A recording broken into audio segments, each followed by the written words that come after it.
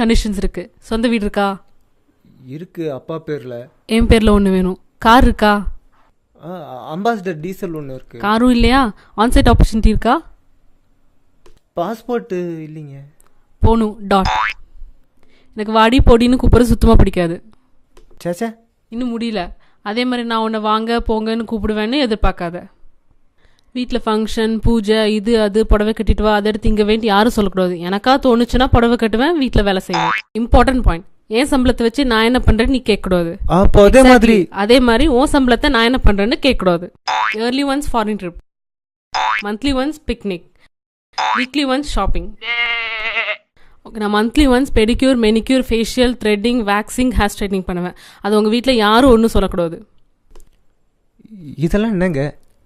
Most important point. உங்கள் அம்மா அப்பா வீட்டுக்கு வந்தா. ஓ, வரலாமா? வந்தா 2 நாளைக்கு மேலே தங்கக்கூடாது. லேட்டஸ்ட் வந்தால் 2 மணி நேரத்துக்கு மேலே தங்கக்கூடாது. அப்போ ஃப்ரெண்ட்ஸு வரவே கூடாது. அப்படி இருந்தால் தான் நம்ம குடும்பத்தை ஸ்மூத்தாக ரன் பண்ண முடியும். எந்த குடும்பங்க?